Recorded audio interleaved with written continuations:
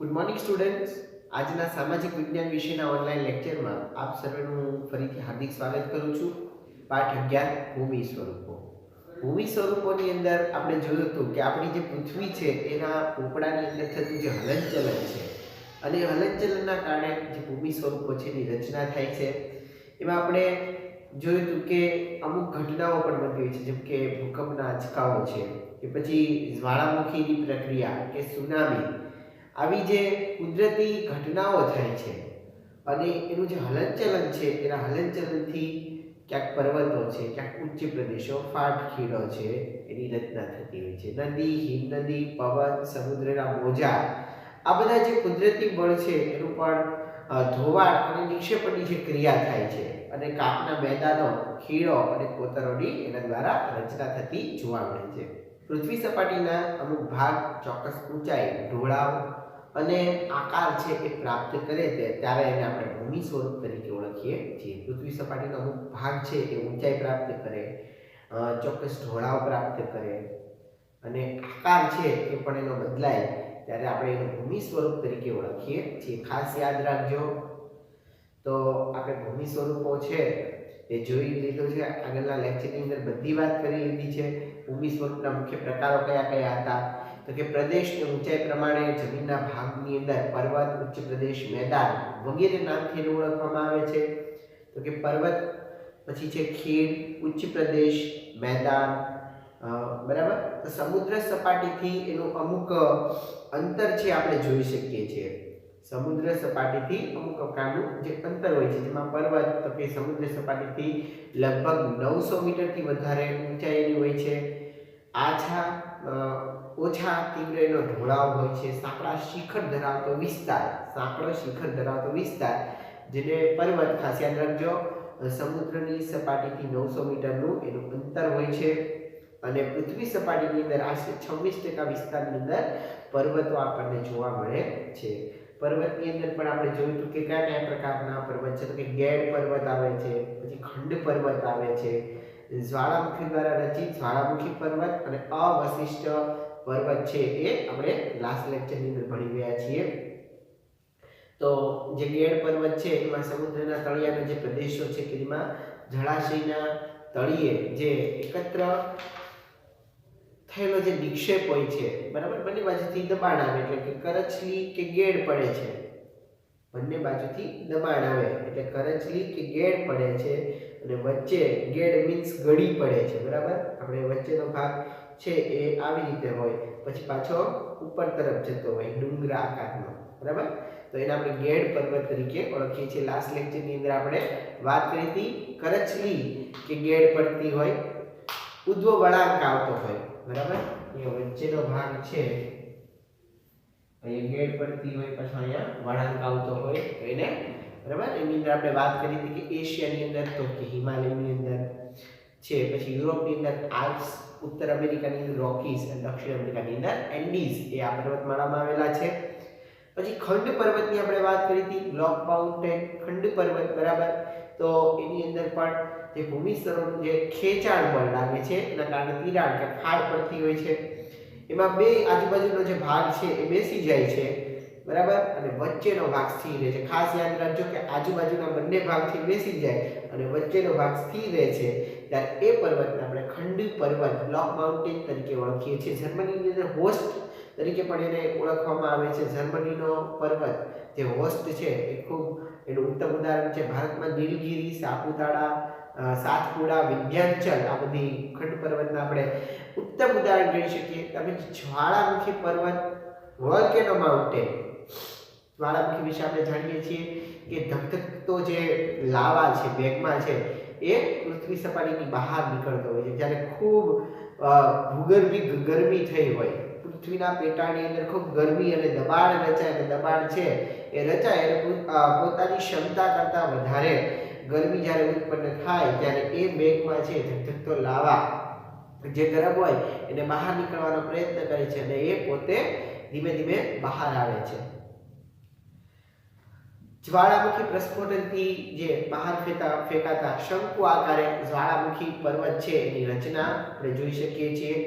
એમાં ખાસ ગિરનાર અને પાવાગઢ આપણા ગુજરાતની અંદર આવેલા છે અને ભારતની અંદર બીજો બેરન, અંદામાન નિકોબાર બેરન ટાપુ છે, બરાબર. આ ત્રણ ઉદાહરણ.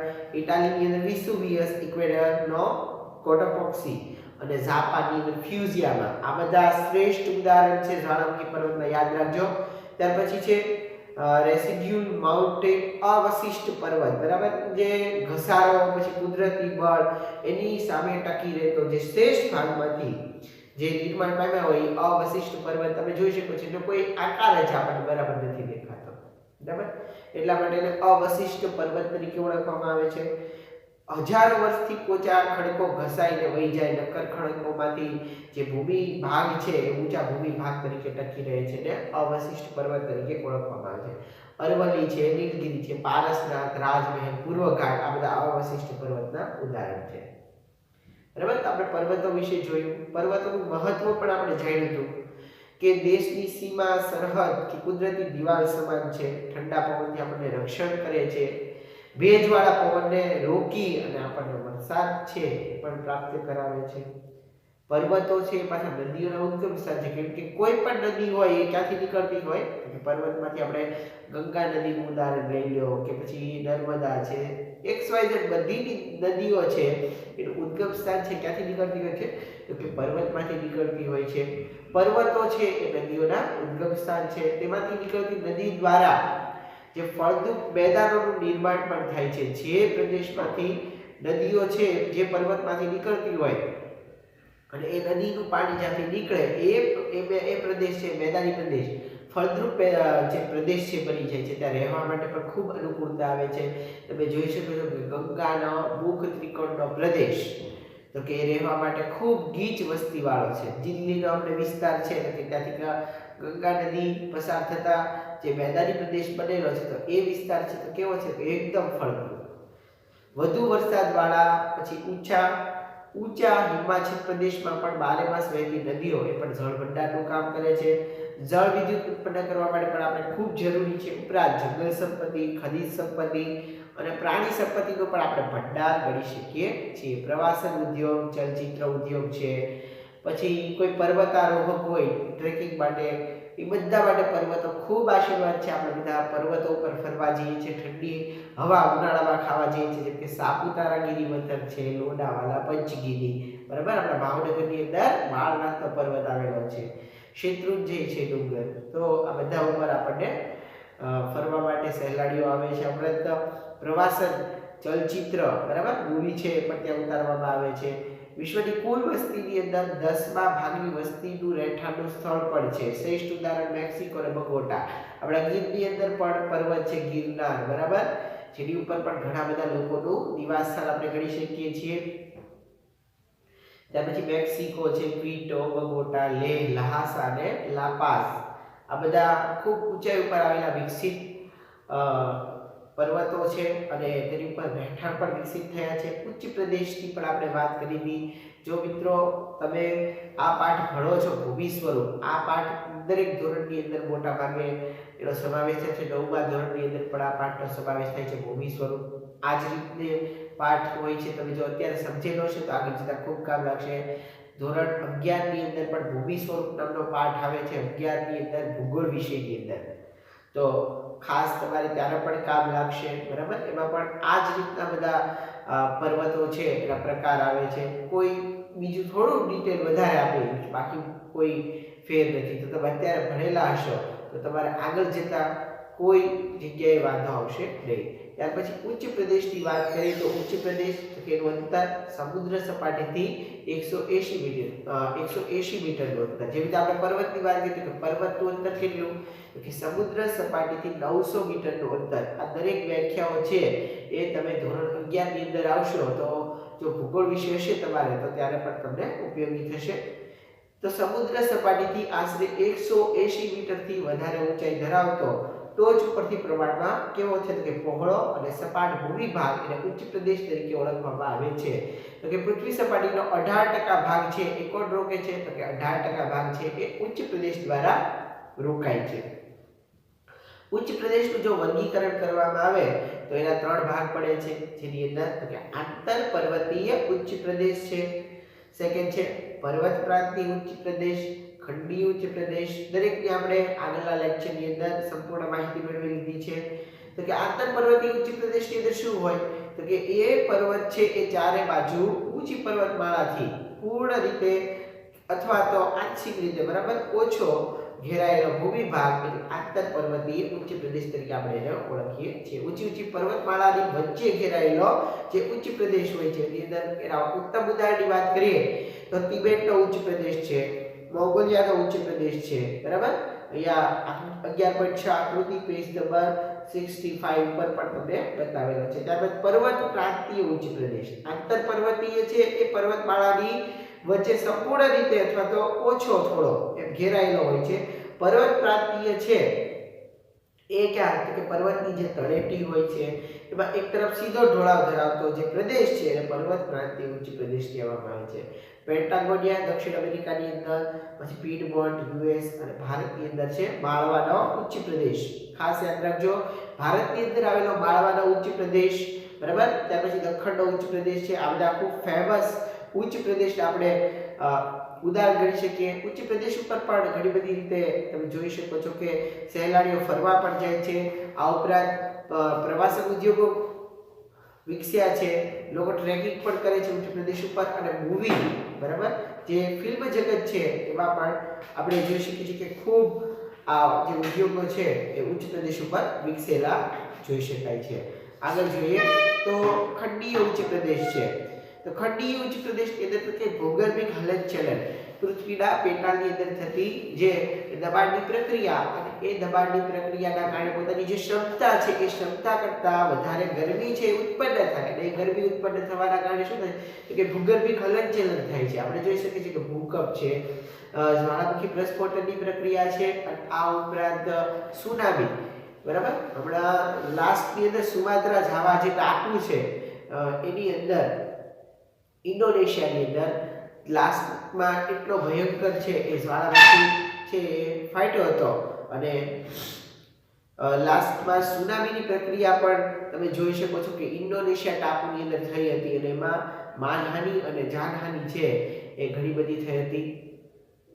ખંડીય ઉચ્ચ પ્રદેશ છે એની અંદર જો વાત કરીએ તો કે ભૂગર્ભિક હલનચલનનું જે પરિણામ છે એમાં ઉંચકાયેલો જે ભૂમિભાગ છે અને જે મોટા ભૂમિભાગ ઉપર જે લાવાના સ્તરો છે એ ખૂબ ઊંચાઈ સુધી ઠરે છે. અને ઠરવાના કારણે શું થાય છે તો કે ખંડીય ઉચ્ચ પ્રદેશ છે એનું નિર્માણ થાય છે.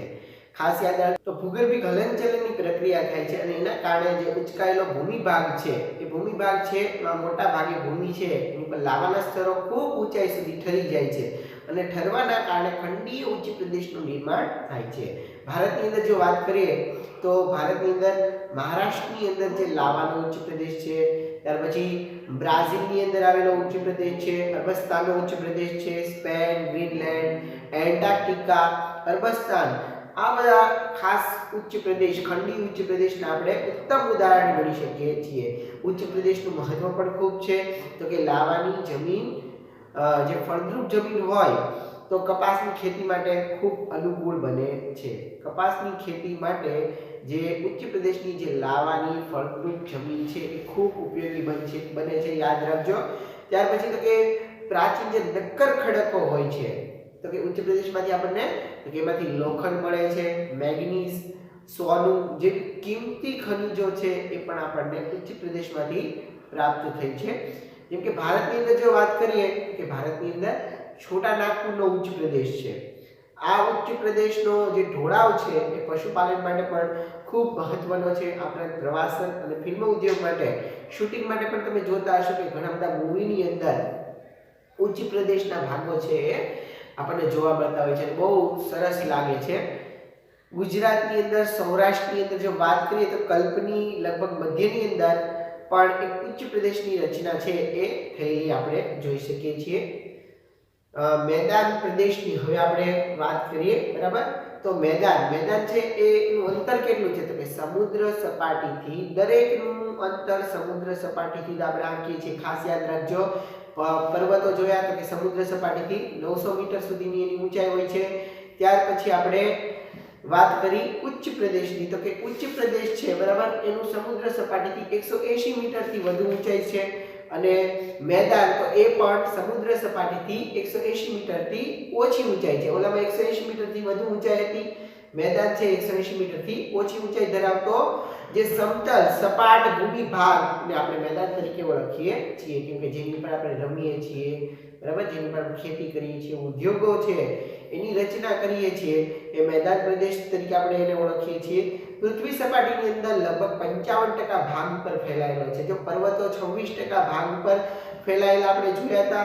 ત્યાર પછી જે ઉચ્ચ પ્રદેશ છે એ 18% ભાગની અંદર રોકાયેલો હતો, અને અહીંયા આપણે મેદાનની વાત કરીએ તો સૌથી વધારે 55% ભાગ છે એ પૃથ્વી સપાટી પર મેદાની ભાગ છે કે જેની ઉપર આપણે રહીએ છીએ, અને આપણા જે દરેક સજીવોના જે કાર્યો છે એ થતા હોય છે.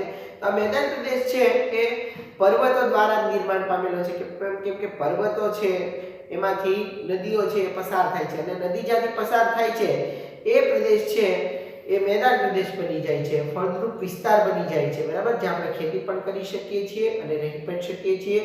ખાસ ગંગા નદીનો જે મુખ ત્રિકોણના પ્રદેશની વાત કરીએ તો ગંગા નદી દ્વારા જે મુખ ત્રિકોણ પ્રદેશ છે એની રચના થયેલી છે, એના કારણે તમે આજુબાજુનો જે વિસ્તાર છે એની વાત કરીએ તો કે ઉત્તર પ્રદેશ રાજ્ય આવેલું છે, ત્યાર પછી દિલ્હી છે, આ બધા વિસ્તારોની અંદર જે વસ્તી છે કેવી છે, એકદમ ખૂબ ગીચ જોવા મળે છે. એનું કારણ એ કે ત્યાંથી જે નદીઓ પસાર થાય છે, અને એ નદીઓ છે પસાર થવાના કારણે આજુબાજુનો જે વિસ્તાર છે એ મેદાની પ્રદેશ બની ગયો છે, અને મેદાની પ્રદેશની અંદર ખૂબ ગીચ વસ્તી છે, અને થોડા સમય પહેલા આ પ્રદેશોનું નિર્માણ પામેલું છે, એના કારણે ત્યાં ગીચ વસ્તી આપણે જોઈ શકીએ છીએ. આગળ વાત કરીએ તો 55% ભાગ ઉપર મેદાન પ્રદેશ આવેલો છે. દુનિયાના મોટા ભાગના જે મેદાનો છે એમાં નદીઓ દ્વારા જે ઠલવાયેલું છે અને માટીમાંથી આ બધા નિર્માણ પામ્યા છે. નદીઓ સિવાય કેટલાક મેદાનોનું નિર્માણ છે તો કોના દ્વારા, તો પવન, જ્વાળામુખી અને હિમનદી દ્વારા પણ જોઈ શકાય છે. નદીઓ સિવાય મેદાનોનું નિર્માણ થાય છે, બરાબર, ખાલી નદીઓ છે એ જ મેદાનનું નિર્માણ નથી કરતી, તો કે પવન દ્વારા પણ થઈ શકે છે.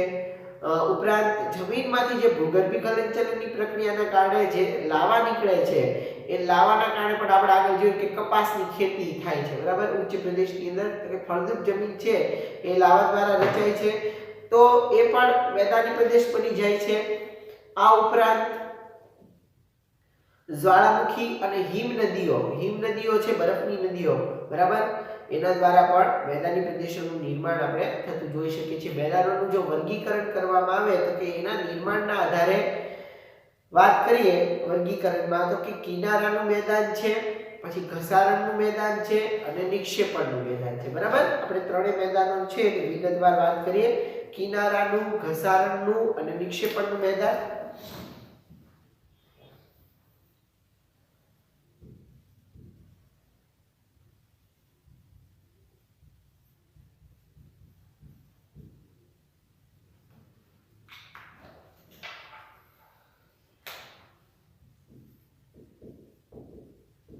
કિનારાના મેદાનો, ઘસારણના મેદાનો અને નિક્ષેપણના મેદાનો.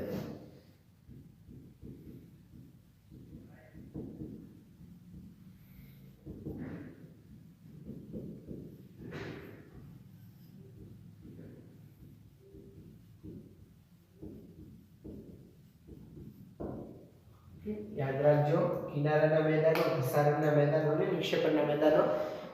સૌપ્રથમ આપણે કોસ્ટલ પ્લેન જોઈ લઈએ, બરાબર. કિનારાના મેદાનો છે તો કે આ મેદાનો છે એનું નિર્માણ મુખ્યત્વે સમુદ્ર કિનારો, એટલે કે પૃથ્વીની જે ભૌગોલિક હિલચાલ છે એના કારણે જે સમુદ્ર કિનારોની જે નજીકનો જે ખંડીય છાજલીનો જે ભૂમિભાગ છે એ ઉંચકાય ત્યારે બનતો મેદાન અને સંરચનાત્મક મેદાન તરીકે પણ ઓળખવામાં આવે છે. આવા મેદાન મોટા ભાગે જે ભૂમિખંડ છે એના કિનારે જોવા મળે છે. એની અંદર મેક્સિકોના જે અખાત છે એના કિનારે ફેલાયેલું જે સંયુક્ત રાજ્ય અમેરિકાના દક્ષિણ પૂર્વે આવેલું મેદાન એક ઉત્તમ ઉદાહરણ છે. જમીનના જે તળિયા છે એ ઘસાવાના કારણે પણ આવા જે મેદાનો છે એનું નિર્માણ આપણે જોઈ શકીએ છીએ. ઓસ્ટ્રેલિયાની મધ્યનું મેદાન છે એ પણ આ પ્રકારે નિર્માણ પામેલું જોઈ શકાય છે, બરાબર. ખાસ યાદ રાખજો, કિનારાના મેદાનો છે તો એ ખાસ સમુદ્ર કિનારો આપણા પૃથ્વી સપાટી પર જો આપણે વાત કરીએ તો સમુદ્ર છે એ 97% આવેલા છે, એટલે સમુદ્ર પાણીનો ભાગ છે બરાબર 71% જલાવરણ છે, એમાંથી પાછું 97% ભાગ મહાસાગરો દ્વારા સમુદ્ર દ્વારા રોકાયેલો છે. તો એ જે સમુદ્રનો ભાગ છે એ વધારે પડતો છે, એના કારણે આપણે કિનારાના જે મેદાનો છે એની પણ વધારે પ્રમાણમાં રચના થયેલી જોઈ શકીએ છીએ. પૃથ્વીની અંદર પણ ખાસ જે ભૂગર્ભમાં થતી હિલચાલ અને જે સમુદ્ર કિનારા છે એની નજીકમાં થતી જે ખંડીય હાજરી છે એના કારણે શું થાય છે કે ભૂમિ ભાગ છે એ એકદમ ઉચકાઈ જાય છે, અને ઉચકાઈ ત્યારે શું થાય છે તો કે મેદાનની રચના થાય છે, જેને આપણે કિનારાના મેદાન તરીકે ઓળખીએ છીએ. આવા મેદાન છે એ ક્યાં જોવા મળે છે તો મોટે ભાગે ભૂમિખંડ હોય બરાબર, જે જમીન હોય એના કિનારે જોવા મળે છે. તો કે આપણે જે એશિયા ખંડ છે તો કે એશિયા ખંડની અંદર જ્યાં સમુદ્ર કિનારો હોય એ સમુદ્ર કિનારાની બરાબર નજીકમાં આ પ્રદેશો છે, કિનારાના જે મેદાનો છે આપણને જોવા મળતા હોય છે. જેમ કે અરબ સાગર છે બરાબર, તો કે અરબ સાગરની નજીકમાં જે ભૂમિ ભાગ હોય તો એને આપણે કિનારાનું મેદાન કહી શકીએ છીએ.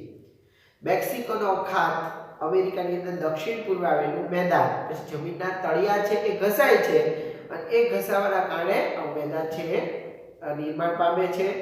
ઓસ્ટ્રેલિયાનું મધ્ય મેદાન એ પણ આ પ્રકારે નિર્માણ પામ્યું છે. ત્યાર પછી ઘસારણના મેદાનો આપણે મેદાનના વર્ગીકરણમાં બીજું જોઈએ તો કે પૃથ્વી સપાટી પર જે સતત ઘસારણની પ્રક્રિયા ચાલતી હોય છે, અને સતત ઘસારણની પ્રક્રિયા ચાલતી રહે જેનાથી શું થાય છે તો કે લાંબા ગાળે પર્વતો, ઉચ્ચ પ્રદેશો, નદી, પવન, હિમનદી જેવા પરિબળો દ્વારા શું થાય તો કે ઘસાઈને મેદાનની રચના થાય છે. અને આવા મેદાનો છે એ સંપૂર્ણપણે સપાટ બનતા નથી. નક્કર ટેકરીઓ વચ્ચે વચ્ચે પણ જોવા મળે છે. ઉત્તર કેનેડા પછી પશ્ચિમ સાઇબેરિયાનું મેદાન એ પણ ઘસારણથી નિર્માણ પામ્યું છે. ઘસારણ દ્વારા બનેલ મેદાનને પેની પ્લેન પણ તરીકે પણ ઓળખવામાં આવે છે. યાદ રાખજો, પેની પ્લેન તરીકે કોને ઓળખવામાં આવે છે કે ઘસારણ દ્વારા બનેલા મેદાનોને. બરાબર, સતત ઘસારણની પ્રક્રિયા ચાલતી રહે છે અને લાંબા ગાળે પર્વતો, ઉચ્ચ પ્રદેશો, નદી, પવન, હિમનદી જેવા પરિબળો દ્વારા ઘસાય અને મેદાનની રચના થાય છે. એવા મેદાનો છે સંપૂર્ણપણે મેદાન છે એ સપાટ બનતા નથી, થોડા ઘણા તો ખરબચડા જોવા જ મળે છે. નક્કર ખડકની ટેકરી પણ વચ્ચે વચ્ચે આપણને જોવા મળે છે. ઉત્તર કેનેડા, પશ્ચિમ સાઇબેરિયા બધા ઘસારણ દ્વારા નિર્માણ પામેલા છે. ખાસ યાદ રાખજો, ઘસારણની પ્રક્રિયા સતત ચાલતી હોય છે એમાં, અને લાંબા ગાળે પર્વતો, ઉચ્ચ પ્રદેશ, નદી, પવન અને હિમનદી જેવા પરિબળો દ્વારા કોઈને કોઈ રીતે ઘસાય અને ઘસારણ દ્વારા મેદાન જે બને છે. ત્યાર પછી છે નિક્ષેપણના મેદાનો, ત્રીજું વર્ગીકરણ. તો નિક્ષેપણ તો કે નદી, હિમનદી, પવન વગેરે પરિબળ દ્વારા શું થાય તો જે કે પથરાયેલો જે કાપ છે એ કાપના નિક્ષેપણથી સરોવર, સમુદ્ર કે કોતરો ભરાવાથી આવા મેદાનોનું નિર્માણ થાય છે. નદી, હિમનદી, પવન બરાબર, એ બધા જે પરિબળો છે એ પરિબળો દ્વારા જે પથરાયેલો કાપ હોય છે એ કાપ છે એનું શું થાય છે તો કે નિક્ષેપણ થાય છે. એટલે નિક્ષેપણથી શું થાય તો કે સરોવર, સમુદ્ર અને કોતરો છે ભરાઈ જાય છે, અને એ ભરાવાથી આવા મેદાનોનું નિર્માણ થાય છે. તેથી તેને નદીકૃત કાપના મેદાન તરીકે પણ ઓળખવામાં આવે છે. ભારતની અંદર ગંગા યમુનાનું મેદાન છે, ઉત્તર ચીનની અંદર હવાંગોનું મેદાન છે, ઇટાલીની અંદર પો નદી દ્વારા બનેલું લોમ્બાર્ડીનું મેદાન છે, એ પણ કાપના મેદાનની અંદર આપણે વિશિષ્ટ દ્રષ્ટાંતમાં ગણી શકીએ છીએ. જ્યારે મેદાનોનું નિર્માણ સરોવરના જે કાપના નિક્ષેપણથી થાય ત્યારે એને સરોવરના મેદાન તરીકે પણ ઓળખવામાં આવે છે. મેદાનનું નિર્માણ સરોવરનું જે કાપ છે એના નિક્ષેપણથી થતું હોય. નિક્ષેપણ એટલે કે કોઈ પણ આપણે પાણી લીધું હોય બરાબર પાત્રમાં, અને પાણી લઈ અને પછી એની અંદર ચોખા નાખીએ તો કે ચોખા અને પાણીને આપણે જુદા કરવાની પ્રક્રિયા એને પણ આપણે નિક્ષેપણ તરીકે ઓળખી શકીએ. તો અહીંયા અલગ પાડવાની જે પ્રક્રિયા છે તો કે મેદાનનું નિર્માણ છે તો કે સરોવરમાંથી કાપના નિક્ષેપણથી સરોવરનું મેદાન આવી રીતે બને છે. કાશ્મીરની અંદર પણ ખીણો આવેલી છે જે ભારતમાં સરોવરના મેદાન તરીકે ઉદાહરણ છે. જે સરોવર દ્વારા નિર્માણ પામેલું હોય એવું મેદાન એટલે સરોવરનું મેદાન. બરાબર, અહીં આપણે ત્રણ પ્રકાર વર્ગીકરણમાં જોયા: કિનારાનું મેદાન, ઘસારણનું મેદાન અને નિક્ષેપણનું મેદાન. હવે મેદાનનું આગળ મહત્વ આવેલું છે. તો મેદાનના મહત્વની અંદર શું છે? તો કે મેદાનની અંદર તો આપણે જેટલા એના મહત્વ ઉપયોગ આ કેટલા ઓછા પડે. માનવ વસાહત આપણા રહેઠાણ માટે ઉપયોગ છે મેદાન. ત્યાર પછી છે વેપાર વાણિજ્યના સ્થળ તરીકે આપણે જ્યાં વેપાર કરી શકીએ છીએ, બરાબર. વાણિજ્ય આપણો જે ધંધો છે, રોજગાર છે, ચલાવી શકીએ છીએ. ત્યાર પછી એ સ્થાન ઉપર ફળદ્રુપ મેદાનો છે, એની ઉપર ખેતી પણ થઈ શકે છે. સડક માર્ગ, રેલ માર્ગ છે, એના માટે પણ ખૂબ ઉપયોગી બને છે. અને ગીચ વસ્તી ધરાવતા શહેરોની અંદર મેદાન, જે શહેરો છે એ ક્યાં આવેલા હોય છે? કે મેદાનમાં આવેલા છે. મોટા મોટા જે સિટી છે બધા છે મેદાનોમાં આવેલા હોય છે. ફળદ્રુપ જમીન એ ખેત મેદાન માટે પણ ખૂબ ઉપયોગી છે. જો ફળદ્રુપ જમીન હોય તો આપણે એની પર ખેતી પણ કરી શકીએ છીએ. ઉપરાંત ઉદ્યોગ માટે કાચો માલ પણ આપણને એ જમીન દ્વારા પૂરો પાડવામાં આવે છે. ઉદ્યોગ પણ સ્થાપી શકીએ છીએ. હવે આપણે આગળનો પોઈન્ટ લઈએ, ઉપસાગર. ઉપસાગર કોને કહીશું? તો કે સામાન્ય રીતે મહાસાગરના જળ ભાગનો આંશિક ભાગ. મહાસાગરનો જે પાણીનો જથ્થો છે એ પાણીના જથ્થામાંથી આંશિક, બરાબર, એટલે થોડો ભાગ, એને આપણે ઉપસાગર તરીકે ઓળખીએ છીએ. જે જમીન ફરતે ખુલ્લા વિશાળ સરોવર જેવો આકાર ધારણ કરે છે. જમીન ફરતેનો કેવો આકાર હોય છે? તો કે ખુલ્લા વિશાળ સરોવર જેવો આકાર હોય છે. ઉપસાગરો છે એ વિશાળ અને નાના કદના હોઈ શકે છે. ઘણા બધા ઉપસાગરો છે તો કે ખૂબ મોટા હોઈ શકે, તો ઘણા નાના કદના પણ હોઈ શકે છે. ભારતની અંદર કયો છે? તો કે ફેમસ છે ભારતની અંદર બંગાળનો ઉપસાગર. ખાસ યાદ રાખજો, ભારતની અંદર બંગાળનો ઉપસાગર એ ખૂબ જાણીતો છે. તો કે મહાસાગરનો જે જળ ભાગ હોય એની કરતા આંશિક ભાગ, જેને આપણે ઉપસાગર તરીકે ઓળખીએ છીએ.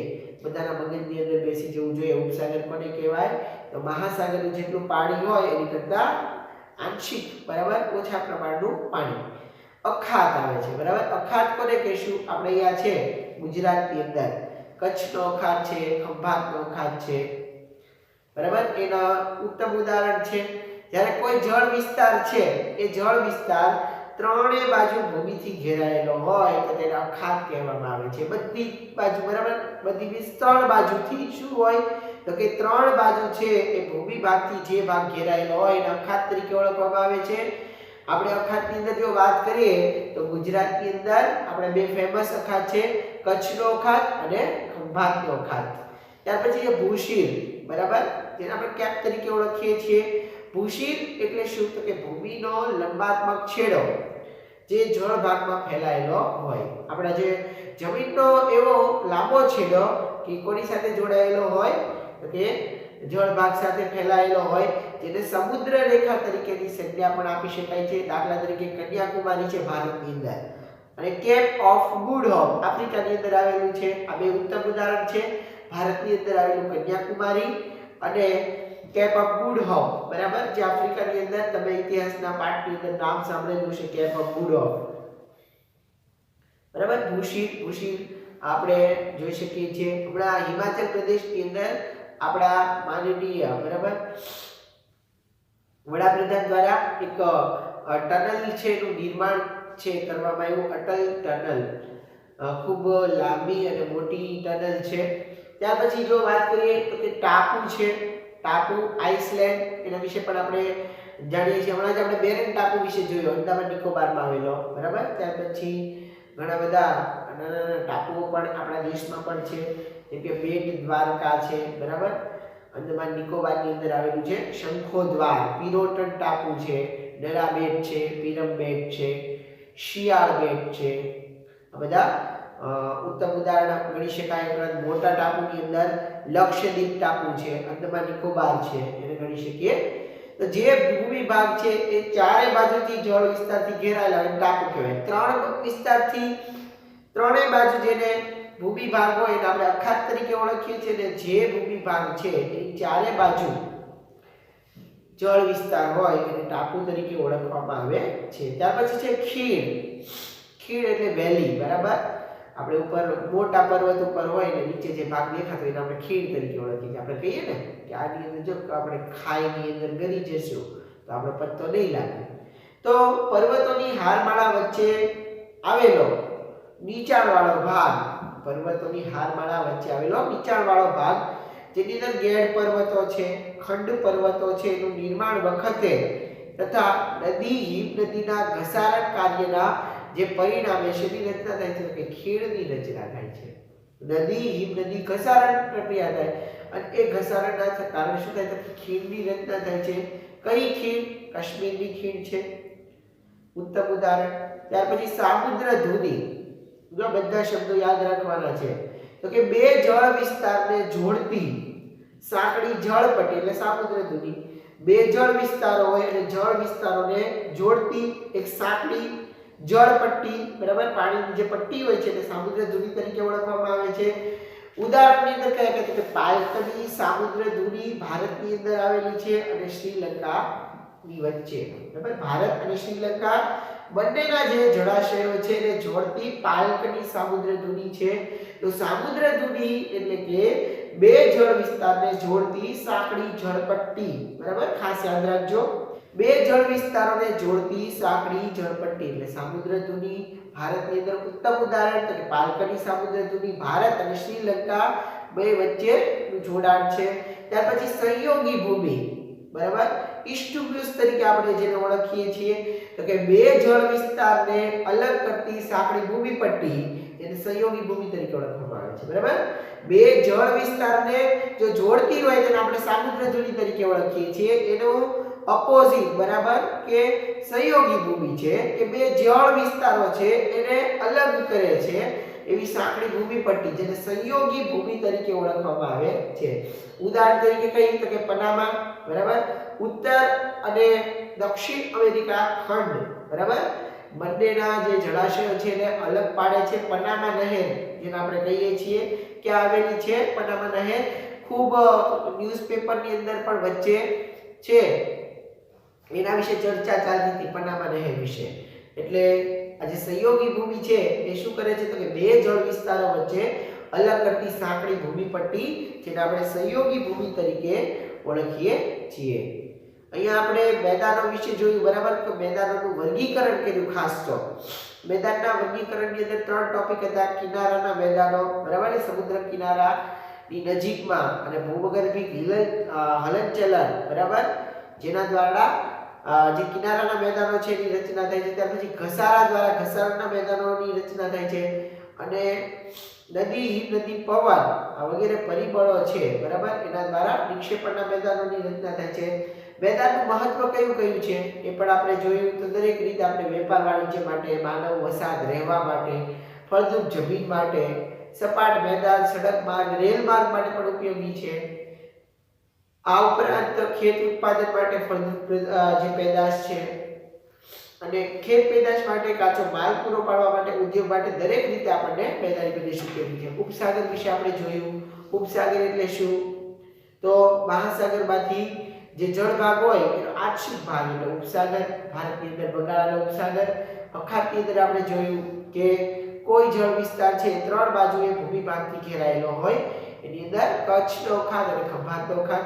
ભૂશીર આપણે જોયું. તો ભૂશીર એટલે તો કે ભૂમિનો લાંબો છેડો એ જળ ભાગ સાથે ફેલાયેલો હોય, જેની અંદર આપણે જોયું કન્યાકુમારી ભારતની અંદર, અને ક્યાપુડો દક્ષિણ આફ્રિકા.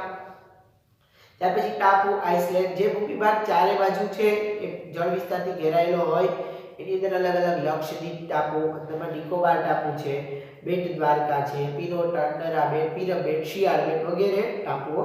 ખીણની વાત કરીએ તો પર્વતો અને હારમાળાની વચ્ચે આવેલો નીચાણવાળો ભાગ છે, બરાબર. ગેડ પર્વતો, ખંડ પર્વતના જ્યારે નિર્માણ થાય ત્યારે નિર્માણ વખતે નદી અને હિમ નદીનું ઘસારણ થાય છે, એના કારણે ખીણની રચના થાય છે. ખીણની અંદર ફેમસ છે ભારતની અંદર કાશ્મીરની ખીણ. સામુદ્ર ધુની બે વિસ્તારને જોડતી જળપટ્ટી એટલે સામુદ્ર ધુની, પાલકડી સામુદ્ર ધુની ભારત અને શ્રીલંકા બંનેને જોડે છે. ત્યારે સંયોગી ભૂમિ બે જળ વિસ્તારોને અલગ કરતી સાંકડી જે ભૂમિપટ્ટી છે એને સંયોગી ભૂમિ કહેવામાં આવે છે, બરાબર, કેમ કે ભૂમિ વિસ્તાર હોય એક પાણીને જુદો પાડી શકે છે. ઉદાહરણ છે પનામા, ઉત્તર અને દક્ષિણ અમેરિકા ખંડની વચ્ચે બંનેને જુદા પાડતી સહયોગી ભૂમિ છે, બરાબર। અહીંયા આપણે પાઠ છે એની અંદર સંપૂર્ણ માહિતી છે મેળવી લીધી છે। સ્થાનિક સરકાર, એમાં પંચાયતી રાજની અંદર ગ્રામીણ પ્રશાસન અને શહેરી પ્રશાસન વિશે આપણે ચર્ચા કરતા હતા, જેમાં ગ્રામીણ પ્રશાસનની અંદર ગ્રામ, તાલુકા અને જિલ્લાની વાત કરી હતી।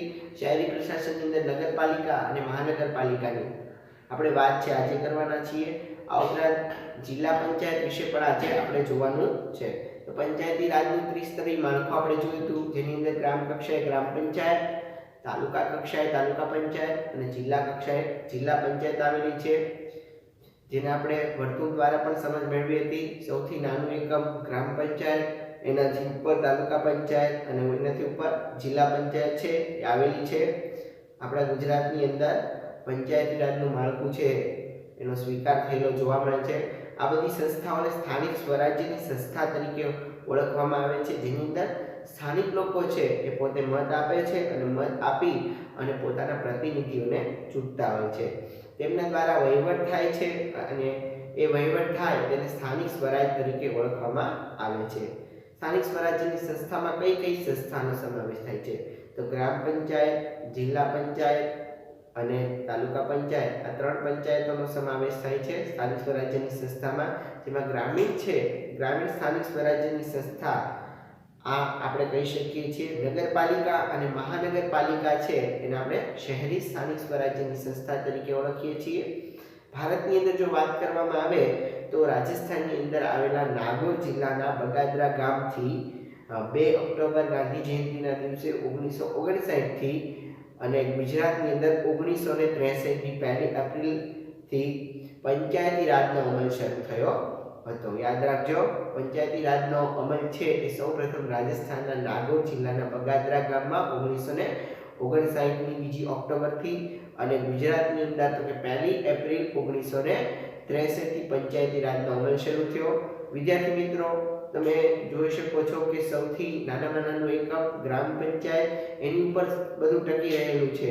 એની ઉપર તાલુકા પંચાયત, એના ઉપર જિલ્લા પંચાયત, રાજ્ય સરકાર અને એની ઉપર કેન્દ્ર સરકાર। કેન્દ્ર સરકાર છે એ પોતે તો કે આખા દેશનો વહીવટ પોતે સંભાળી શકતી નથી, એટલે એનું વિભાજન કરવામાં આવ્યું છે અને એ વિભાજનના હેતુથી આપણે જોઈએ તો એની નીચે રાજ્ય સરકાર આવેલી છે, જે રાજ્યનો વહીવટ સંચાલન કરે છે। હવે પૂરા રાજ્યનું વહીવટ સંચાલન કરવું એ રાજ્ય સરકાર એકલી પોતાના હાથે નથી કરી શકતી, એટલે પોતાની નીચે જિલ્લા પંચાયત આવેલી છે।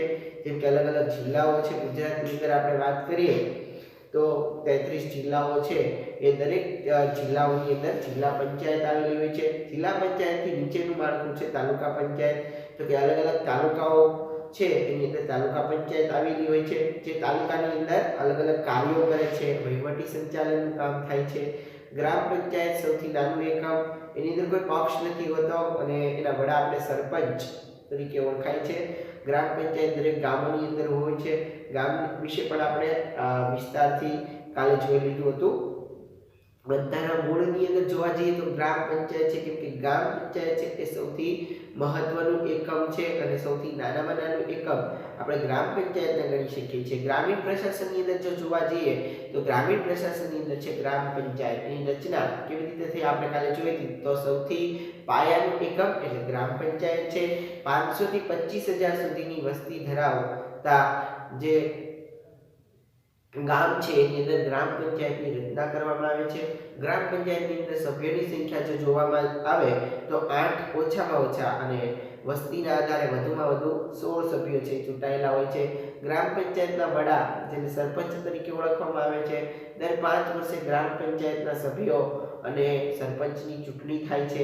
ગામના મતદારો છે એ પ્રત્યક્ષ રીતે મત આપી અને સરપંચને ચૂંટે છે। વોર્ડનો સભ્ય છે એ વોર્ડના મતદારને ચૂંટે છે। ગ્રામ પંચાયતની ચૂંટણી કોઈ પણ રાજકીય પક્ષ દ્વારા કે કોઈ રાજકીય પક્ષના પ્રતીક પર લડતી નથી।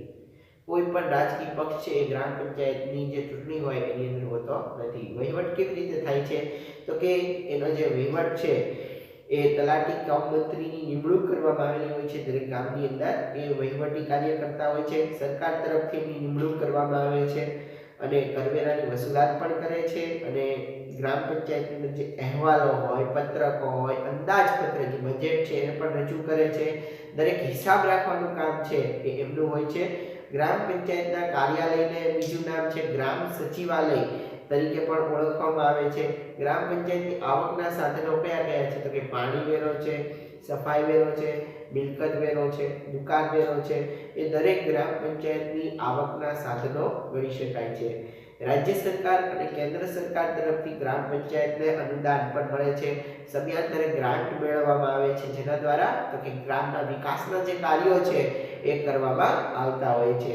આગળ આપણે વાત કરી કે ગ્રામ પંચાયતના જે કાર્યો છે એની, તો ગ્રામ પંચાયત છે એ દરેક લોકોને જે ઘરમાં રહેતા હોય ને ઘરમાં નંબર આપવાનું કામ કરે છે.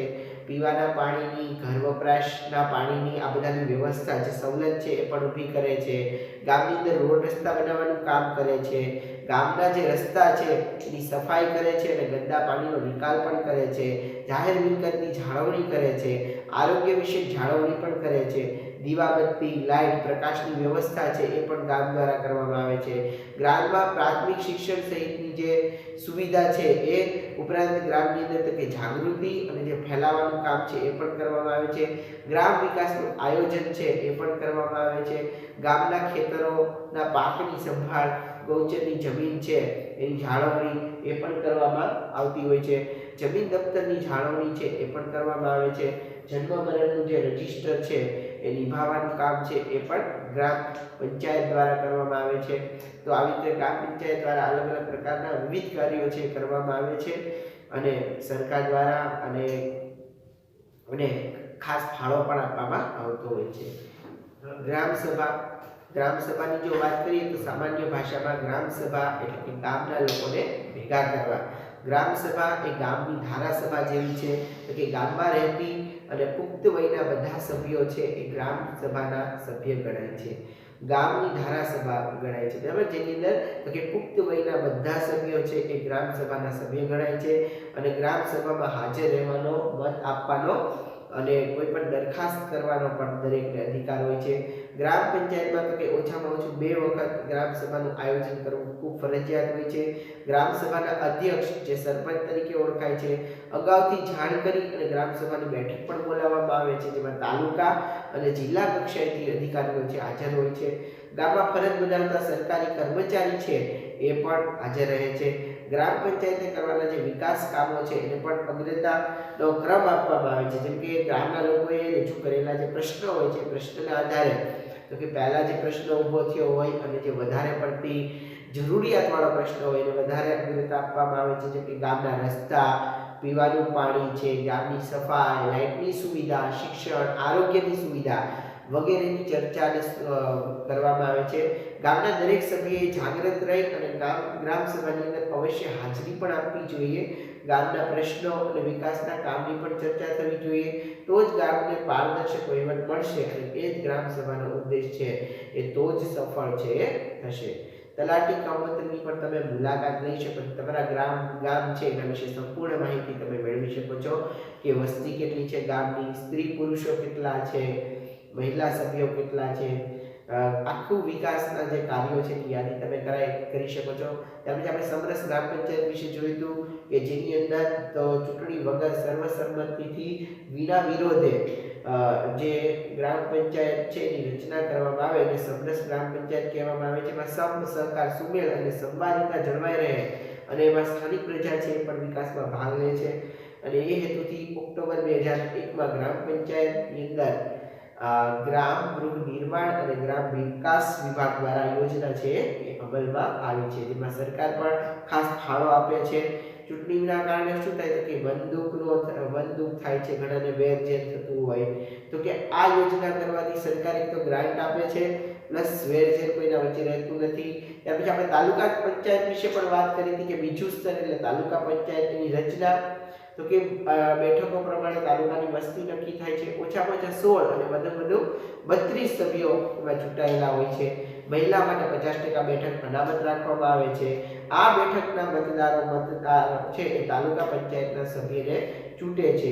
ચૂંટાયેલા સભ્યમાંથી બહુમતીથી તાલુકા પંચાયતના પ્રમુખ અને ઉપપ્રમુખની વરણી છે એ કરવામાં આવતી હોય છે। આ ચૂંટાયેલા સભ્યોમાંથી કારોબારી સમિતિ છે, સામાજિક ન્યાય સમિતિ છે વગેરે સમિતિ છે એની પણ રચનાઓ છે કરવામાં આવતી હોય છે। તો કે તાલુકા પંચાયતની અંદર ઓછામાં ઓછા 16 અને વધુમાં વધુ 32 સભ્યો છે એની નિમણૂક કરવામાં આવે છે। અલગ અલગ એવા સમિતિઓ છે એની પણ રચના કરવામાં આવી છે અને અલગ અલગ સભ્યો છે એની પણ સમયાંતરે વરણી કરવામાં આવતી હોય છે। વહીવટ કેવી રીતે થાય છે તો કે તાલુકા પંચાયતની અંદર જે વહીવટી વડા હોય એ તાલુકા વિકાસ અધિકારી, તાલુકા ડેવલપમેન્ટ ઓફિસર તરીકે ઓળખવામાં આવે છે। એની નિમણૂક છે એ પણ રાજ્ય સરકાર દ્વારા થાય છે અને સમયાંતરે પણ ઠરાવો જે અલગ અલગ પ્રકારના હોય એનો અમલ કરાવવાનું કામ છે એ તાલુકા વિકાસ અધિકારી છે એ કરતા હોય છે।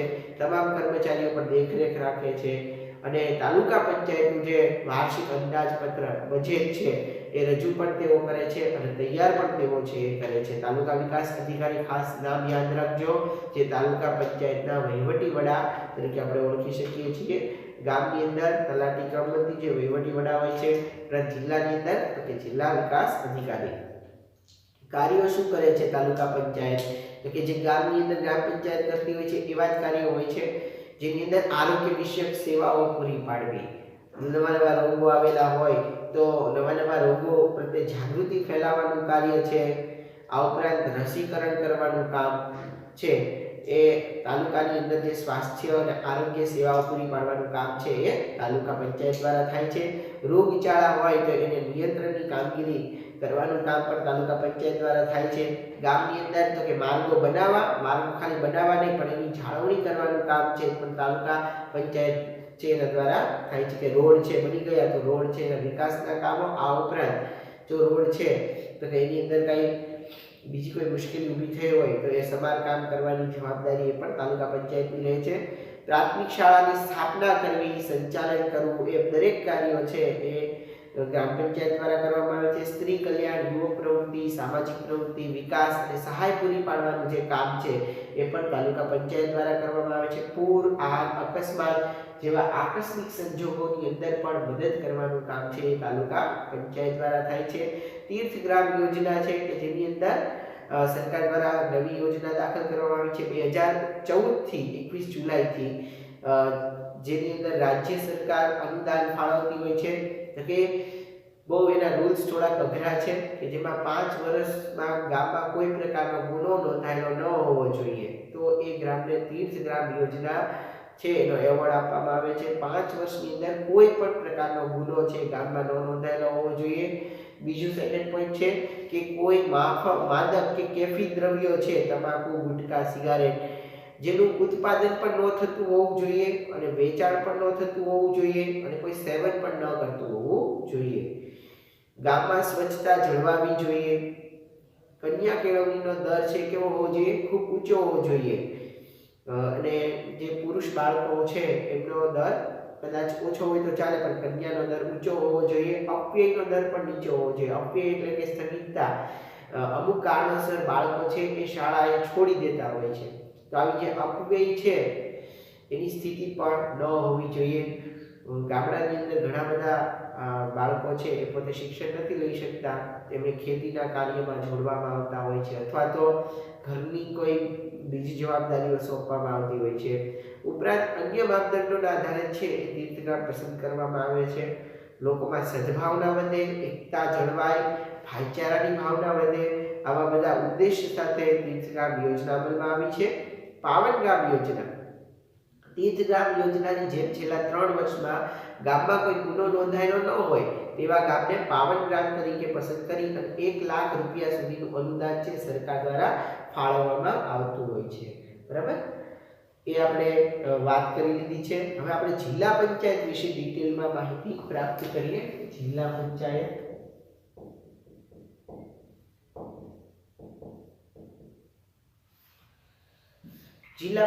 કે સ્થાનિક સરકારનું જો ત્રીજું સ્તર છે એ જિલ્લા પંચાયત છે અને ત્રિસ્તરીય પંચાયતી રાજમાં સૌથી ઉપરનું સ્તર એટલે જિલ્લા પંચાયત। યાદ રાખજો, સ્થાનિક સરકારનું ત્રીજું સ્તર જિલ્લા પંચાયત અને ત્રિસ્તરીય પંચાયતી રાજમાં તો કે સૌથી ગ્રામ પંચાયત નીચે એનાથી ઉપરના લેવલે તાલુકા પંચાયત અને સૌથી ઉપર છે એ આવશે જિલ્લા પંચાયત.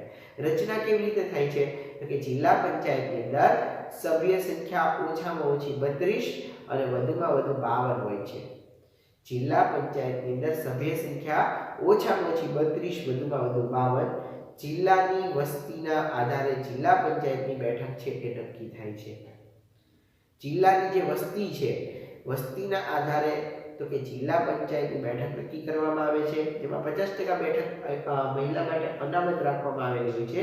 જે તે બેઠક વિસ્તારના મતદારો છે એ પોતાના સભ્યને પણ ચૂંટતા હોય છે. 50% બેઠક મહિલા માટે અનામત અને જે તે બેઠક છે એ વિસ્તારની અંદર મતદારો છે પોતાના સભ્યને ચૂંટતા હોય. આ ચૂંટાયેલા સભ્ય છે એ બહુમતીથી પ્રમુખને ચૂંટે છે, પછી એનાથી નીચે કે ઉપપ્રમુખને ચૂંટે છે. તેમજ આ ચૂંટાયેલા સભ્યમાંથી તો કે કારોબારી સમિતિ છે, સામાજિક ન્યાય સમિતિ છે, શિક્ષણ સમિતિ છે, બાંધકામ સમિતિ, આરોગ્ય વગેરેની રચના છે એ પણ કરવામાં આવે છે. જિલ્લા પંચાયતની મુદત પણ 5 વર્ષની હોય છે.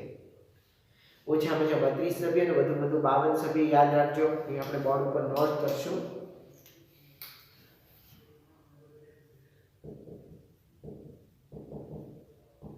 ઓછામાં ઓછા 32 વધુમાં વધુ 52 સભ્યો એ દરેક જે જિલ્લા હોય એની વસ્તીના આધારે નક્કી કરવામાં આવતું હોય છે. જિલ્લાની વસ્તીના આધારે જિલ્લા પંચાયતની પણ બેઠક નક્કી કરવામાં આવે છે, જેમાં 50% બેઠક મહિલા માટે પણ અનામત રાખવામાં આવે છે. જે તે બેઠક વિસ્તારના મતદારો છે એ સભ્યને ચૂંટતા હોય છે અને ચૂંટાયેલા સભ્યો છે એ બહુમતીથી પ્રમુખને ચૂંટે છે, ઉપપ્રમુખને ચૂંટે છે અને આ ચૂંટાયેલા સભ્યોમાંથી તો કે કારોબારી સમિતિ, સામાજિક ન્યાય સમિતિ, શિક્ષણ સમિતિ, બાંધકામ સમિતિ, આરોગ્ય સમિતિ વગેરે સમિતિઓ અલગ અલગ પ્રકારની છે એની રચના કરવામાં આવે છે. જિલ્લા પંચાયતની મુદત છે એ પણ 5 વર્ષની હોય છે. જિલ્લા પંચાયતની, તાલુકા પંચાયતની, ગ્રામ પંચાયતની દરેકની મુદત છે 5 વર્ષની હોય છે. મોટાભાગની ચૂંટણીઓની દરેકની મુદત 5 વર્ષની હોય છે. એટલે યાદ રાખજો. વહીવટ તો કે જિલ્લા પંચાયતના વહીવટી વડાને જિલ્લા વિકાસ અધિકારી તરીકે ઓળખવામાં આવે છે. આપણે લખશું 5 વર્ષની મુદત.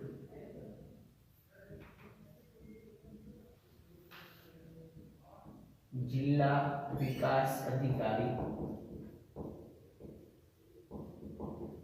વહીવટી વડા છે.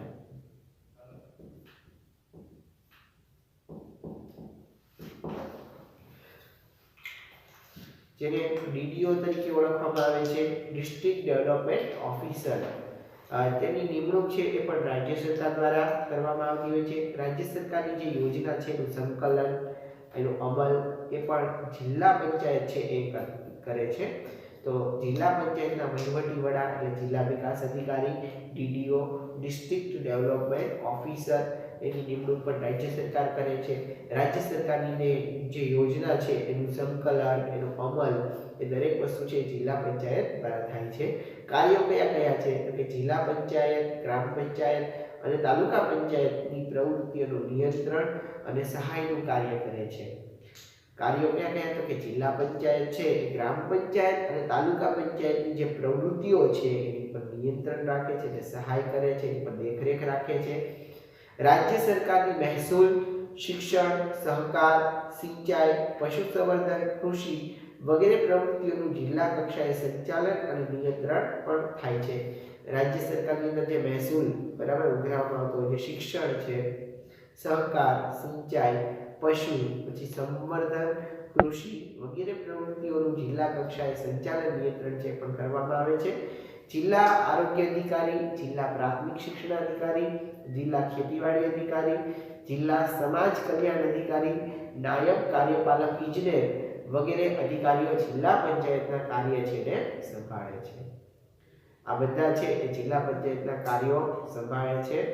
અલગ અલગ જિલ્લા પંચાયતની અંદર આપણે મુલાકાત લઈએ તો ઘણા બધા અલગ અલગ પ્રકારની શાખાઓ આવેલી છે, જેમાં આરોગ્ય ખાતું અધિકારી એના અલગ હોય છે, શિક્ષણ અધિકારી હોય છે, શિક્ષણ વિભાગના જિલ્લા પ્રાથમિક શિક્ષણ અધિકારી, ખેતીવાડી અધિકારી હોય છે, સમાજ કલ્યાણ અધિકારી, કાર્યપાલક ઇજનેર હોય છે. અલગ અલગ પ્રકારના ઘણા બધા ડિપાર્ટમેન્ટ હોય છે કે જ્યાંથી આખા જિલ્લા છે એનું કાર્ય થતું હોય છે અને આ બધા જે જિલ્લા પંચાયતના કાર્યો છે એ જિલ્લા પંચાયત દ્વારા થતા હોય છે. રાજ્ય સરકાર દ્વારા એને અનુદાન ગ્રાન્ટ પણ ફાળવવામાં આવતી હોય છે. તો અહીંયા જિલ્લા પંચાયત વિશે આપણે જોઈએ તો 32 થી 52 સભ્યો હોય છે, ખાસ યાદ રાખજો. અને એ જે બેઠક છે એ વસ્તીના આધારે નક્કી કરવામાં આવે છે. 50% બેઠક મહિલા માટે જિલ્લા પંચાયતમાં અનામત છે અને બેઠક વિસ્તારના મતદારો છે એ પણ પોતાના સભ્યને ચૂંટતા હોય છે. સભ્યો જે ચૂંટાય એમાંથી પ્રમુખ અને ઉપપ્રમુખ છે એ પણ ચૂંટવામાં આવે છે. અને કારોબારી સમિતિ, સામાજિક ન્યાય સમિતિ, બાંધકામ, આરોગ્ય, શિક્ષણ એવી અલગ અલગ પ્રકારની સમિતિની રચના કરવામાં આવે છે. અને જિલ્લા પંચાયતની મુદત કેટલી હોય છે તો કે 5 વર્ષની હોય છે. વહીવટ તો કે જિલ્લા પંચાયતના વહીવટી વડાને જિલ્લા વિકાસ અધિકારી ડીડીઓ ડિસ્ટ્રિક્ટ ડેવલપમેન્ટ ઓફિસર તરીકે ઓળખવામાં આવે છે અને એની નિમણૂક રાજ્ય સરકાર કરે છે. રાજ્ય સરકારની યોજનાનું સંકલન અમલ એ પણ જિલ્લા પંચાયત છે એ કરે છે. કાર્યો કયા કયા છે તો કે પ્રવૃત્તિનું નિયંત્રણ અને સહાયનું કાર્ય બરાબર. જિલ્લા પંચાયત, ગ્રામ પંચાયત, તાલુકા પંચાયતની પ્રવૃત્તિ નિયંત્રણ અને સહાયનું કામ. રાજ્ય સરકારની મહેસૂલ, શિક્ષણ, સહકાર, સિંચાઈ, પશુ સંવર્ધન, કૃષિ વગેરે પ્રવૃત્તિનું જિલ્લા કક્ષાએ સંચાલન નિયંત્રણ. પછી જે અલગ અલગ પ્રકારના જે ખાતાઓ હોય, જે કાર્યો હોય એ પણ સંભાળવાનું કાર્ય છે એ કરે છે. ત્યાર પછી આવે છે સામાજિક ન્યાય સમિતિ. પણ તમારે જિલ્લા પંચાયત જે હોય લાગુ પડતું હોય, આપણે ભાવનગર છે તેની અંદર કચેરીની મુલાકાત લઈ પ્રમુખ કોણ છે, જિલ્લા વિકાસ અધિકારી કોણ છે, જિલ્લા પંચાયતના સભ્ય કોણ છે એ તમારે જાણી લેવું પડશે. સામાજિક ન્યાય સમિતિ વિશે વાત કરીએ તો અહીં આપણે ફોટોગ્રાફ્સ પણ આપેલો છે. પેજ નંબર 103 ઉપર તમે જોઈ શકો છો ફોટોગ્રાફ્સના આધારે કે સામાજિક ન્યાય સમિતિની અંદર ગામની અંદર બધા લોકો એક સાથે એકઠા થઈ અને કોઈ ન્યાય આપવા માટે બેઠા હોય એવું ચિત્ર અહીંયા આપણને દેખાય છે. સામાજિક ન્યાય સમિતિની અંદર તો કે અમુક એના જે મુખ્ય સદસ્યો હોય છે એ બધા સમાજની અંદર ન્યાય આપવાનું કાર્ય છે એ કરતા હોય છે. સમાજની અંદર જે નબળા વર્ગો છે એને શિક્ષણ, સ્વાસ્થ્ય અને સામાજિક આર્થિક સગવડ મળી રહે તેવી યોજનાઓ ઘડવી અને તેનો અમલ કરવાનું કામ છે એ સામાજિક ન્યાય સમિતિનું છે. સમાજના નબળા વર્ગો જે છે એને શિક્ષણ આપવાનું કામ, એને સ્વાસ્થ્યનું કામ, એને સામાજિક, આર્થિક દરેક પ્રકારની જે સગવડ છે એ મળી રહે તેવી યોજના ઘડવાનું કામ અને અમલ કરવાનું કામ છે એ સામાજિક ન્યાય સમિતિ કરે છે. ગ્રામ પંચાયત, તાલુકા પંચાયત અને જિલ્લા પંચાયત કક્ષાએ પણ આ સમિતિ 5 સભ્યની બનેલી હોય છે. પંચાયતી રાજમાં પણ 3 સ્તરો છે. સામાજિક ન્યાય સમિતિની રચના કરવી એ ફરજિયાત હોય છે અને આ કાર્યો છે એ નબળા વર્ગોને ન્યાય આપવાનું કામ છે. તો કે નબળા વર્ગોને શિક્ષણ, સ્વાસ્થ્ય અને આર્થિક સગવડો મળી રહે તેવી યોજના ઘડવી અને અમલ કરાવવાનું કામ છે એ સામાજિક ન્યાય સમિતિ છે એ કરે છે. ખાસ યાદ રાખજો, નબળા વર્ગો છે એને તો કે શિક્ષણ મેળવવાનું છે, દરેકનો હક છે. 6 થી 14 વર્ષના દરેક બાળકો છે મફત ફરજિયાત શિક્ષણ છે એ મેળવે એવું બંધારણની અંદર છે એ લખવામાં આવેલું છે.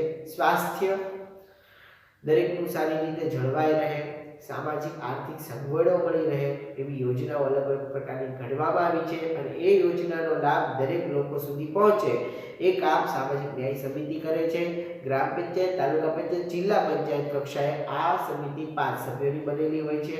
પંચાયતી રાજમાં 3 સ્તરોએ સામાજિક ન્યાય સમિતિની રચના કરવી ખૂબ ફરજિયાત હોય છે અને આ સમિતિનું કાર્ય કેવું કે નબળા વર્ગને ન્યાય આપવાનું કાર્ય છે.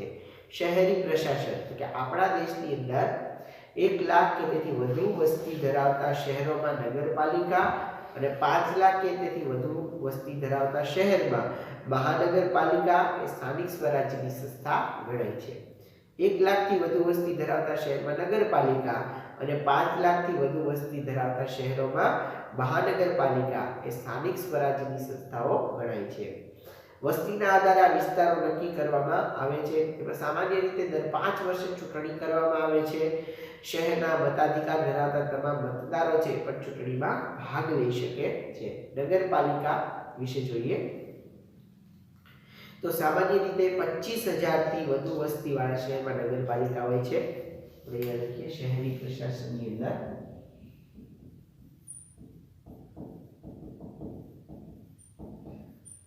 નગરપાલિકા મહાનગરપાલિકા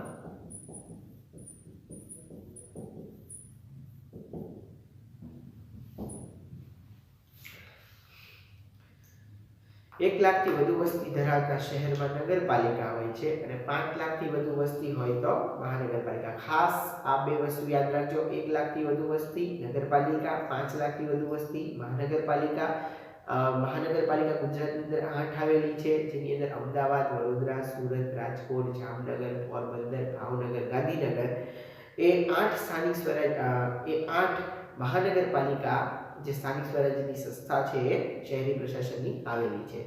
વસ્તીના આધારે આ વિસ્તારો નક્કી કરવામાં આવતા હોય છે. એમાં પણ શહેરોની અંદર અલગ અલગ વોર્ડ ગોઠવવામાં આવેલા હોય છે, બરાબર. એનું સીમાંકન નક્કી કરવામાં આવેલું હોય છે, જેની અંદર તો કે અલગ અલગ એરિયા વાઇઝ વોર્ડ નક્કી કરવામાં આવેલા હોય છે. વોર્ડ નંબર 1, 2, 3, 4, 5, 6, 7, બરાબર. જેની અંદર તો કે વોર્ડ 1 નંબર ચિત્રા અને આજુબાજુનો જે વિસ્તાર છે, વોર્ડ નંબર 2 તો કે કાળિયાબી આજુબાજુના જે કાંઈ વિસ્તારો હોય, વોર્ડ નંબર 3 એમ અલગ અલગ પ્રકારના વોર્ડની રચના કરવામાં આવી છે. જેમાં તો કે નીલમબાગ છે, સરદારનગર છે, પછી આમ અલગ અલગ વિભાગો છે એ વોર્ડના આધારે નક્કી કરવામાં આવે છે અને એ વોર્ડ વાઇઝ ચૂંટણી થાય છે. એ વોર્ડની અંદર તો કે દરેક પક્ષના ઉમેદવારો છે એ પોતાની ઉમેદવારી નોંધાવે છે. તેની અંદર દરેક પક્ષની અંદર 3 સભ્યો છે એ ઉમેદવારી નોંધાવતા હોય છે અને એમાંથી જે પક્ષને વધારે મત મળે છે એ પક્ષની સરકાર છે એ નગરપાલિકામાં કે મહાનગરપાલિકાની અંદર રચાય છે.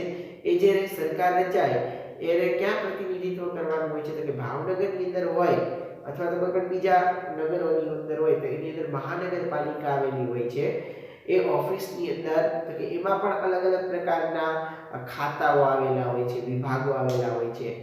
ત્યાંથી તો કે પાણી પુરવઠા વિભાગ હોય, તો કોઈ વિભાગ છે એ શિક્ષણને લગતો હોય, કોઈ આરોગ્યને લગતો હોય, કોઈ સોલિડ વેસ્ટ ખાતું હોય, XYZ કોઈ પણ ખાતા હોય એ નગરપાલિકા અને મહાનગરપાલિકાની અંદર પણ આવેલા હોય છે. 1 લાખથી વધુ વસ્તી એટલે નગરપાલિકા, 5 લાખથી વધુ વસ્તી એટલે મહાનગરપાલિકા. સામાન્ય રીતે દર 5 વર્ષે પણ ચૂંટણી કરવામાં આવે છે. નગરપાલિકાની અંદર પણ આપણે લખી લઈએ 5 વર્ષે ચૂંટણી.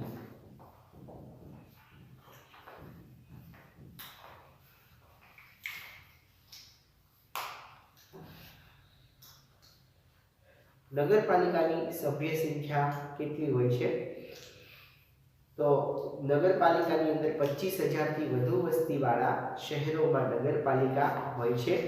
નગરપાલિકાની સભ્ય સંખ્યા ઓછામાં ઓછી 28 હોય છે. સામાન્ય રીતે 25,000 થી વધુ વસ્તીવાળા શહેરમાં નગરપાલિકા કામ કરે છે અને નગરપાલિકાની સભ્ય સંખ્યા કેટલી હોય છે તો કે ઓછામાં ઓછી નગરપાલિકાની સભ્ય સંખ્યા છે એ 28 ની હોય છે. રચના કેવી રીતે થાય છે નગરપાલિકાની રચના તો કે વસ્તીના આધારે વિવિધ વોર્ડની અંદર નગરને વહેંચવામાં આવે છે. એક વોર્ડમાં 4 સભ્યો હોય છે, એમાં 50% મહિલા અનામત પણ હોય છે. ચૂંટાયેલા સભ્યમાંથી તો કે પ્રમુખ, ઉપપ્રમુખની પણ વરણી કરવામાં આવે છે. પ્રમુખ તો એ પ્રમુખ જે હોય છે એ ચૂંટાયેલા વડા ગણવામાં આવે છે. કાર્યકાળ તો કે પ્રમુખનો કાર્યકાળ કેટલા વર્ષનો હોય છે 2.5 વર્ષનો હોય છે. તેઓ નગરપાલિકાનું અધ્યક્ષ પદ છે એ સંભાળે છે. રચના કેવી રીતે હોય છે તો કે વસ્તીના આધારે વિવિધ વોર્ડની અંદર વહેંચવામાં આવે છે. નગરપાલિકાની એક વોર્ડમાં 4 સભ્યો અને 50% મહિલા અનામત રાખવામાં આવી છે. ચૂંટાયેલા સભ્યોમાંથી તે પ્રમુખ અને ઉપપ્રમુખની વરણી કરવામાં આવે છે. પ્રમુખ છે એ ચૂંટાયેલા હોય એના વડા ગણાય છે અને એનો કાર્યકાળ કેટલો હોય છે 2.5 વર્ષનો. નગરપાલિકાનું અધ્યક્ષ પદ છે એ પ્રમુખ છે એ સંભાળતા હોય છે. વહીવટ કોણ કરે છે તો કે ચૂંટાયેલા સભ્યમાંથી વિવિધ પ્રકારની સમિતિ પણ બનાવવામાં આવે છે. જેમાં કારોબારી સમિતિ છે, નાણાં સમિતિ છે, આરોગ્ય, સફાઈ, બાંધકામ ઉપરાંત જરૂર મુજબની અન્ય સમિતિ છે એની પણ રચના કરવામાં આવે છે. નગરપાલિકાના વહીવટી વડા જેને ચીફ ઓફિસર તરીકે ઓળખવામાં આવે છે અને એની નિમણૂક છે એ રાજ્ય સરકાર પણ કરે છે. નગરપાલિકાના વહીવટી વડા કોણ છે ચીફ ઓફિસર અને એની નિમણૂક કોણ કરવામાં નિમણૂક છે કોણ કરે છે તો કે રાજ્ય સરકાર. ખાસ આપણે બોર્ડ ઉપર લખશું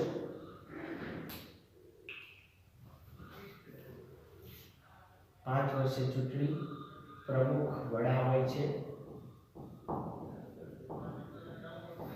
એની મુદત છે 18 વર્ષની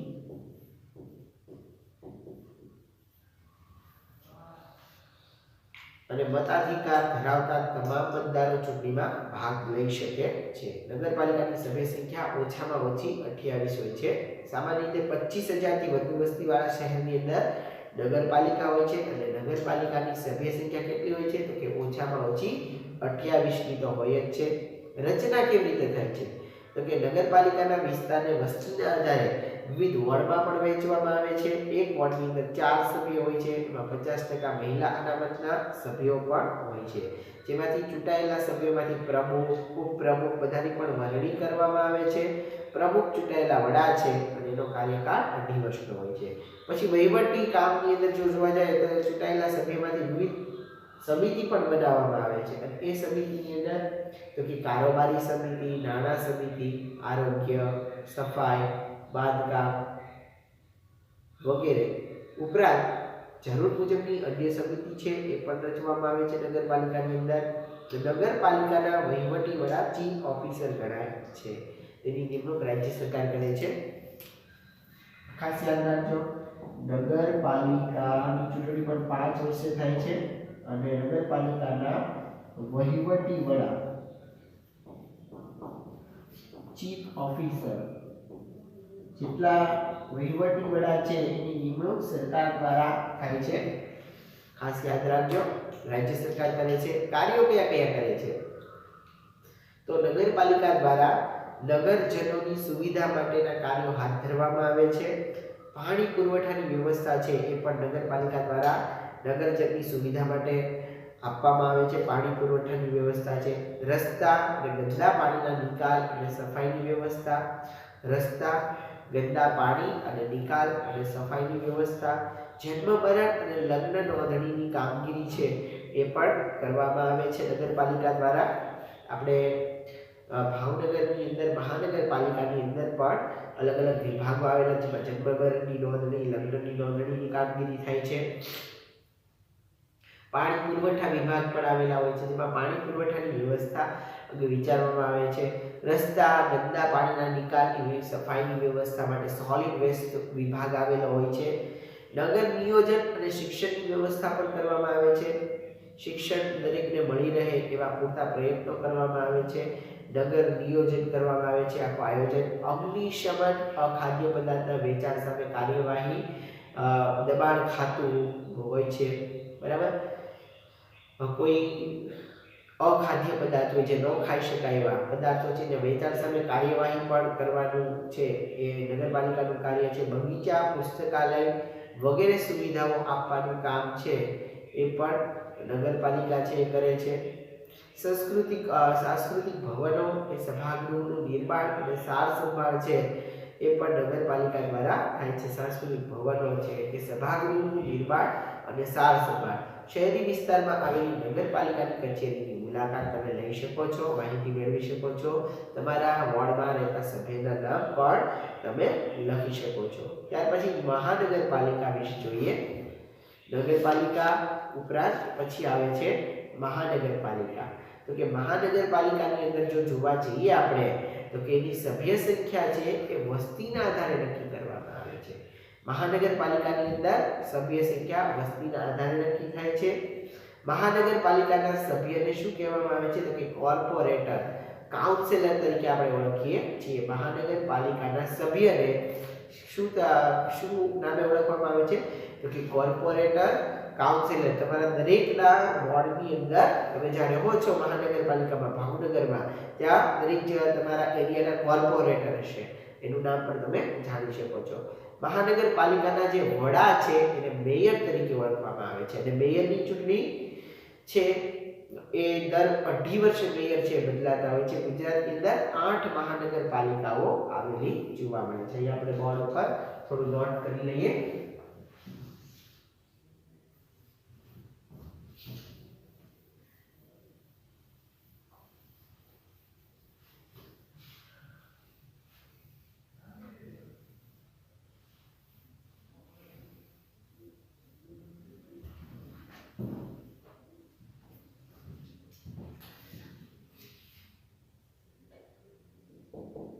મહાનગરપાલિકા 5 વર્ષે ચૂંટણી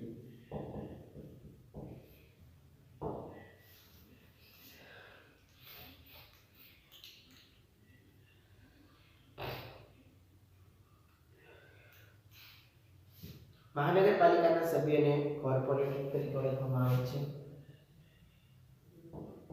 સભ્યને કોર્પોરેટર તરીકે ઓળખવામાં આવે છે.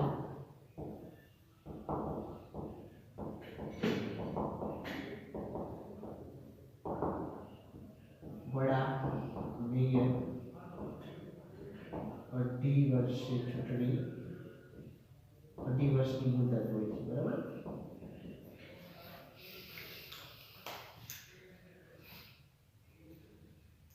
અલગ અલગ પ્રકારના વિવિધ પ્રકારની જે સમિતિઓ છે એ પણ બનાવવામાં આવેલી હોય છે. 8 મહાનગરપાલિકાઓ છે. આપણે લખશું ગુજરાતમાં 8 મહાનગરપાલિકાઓ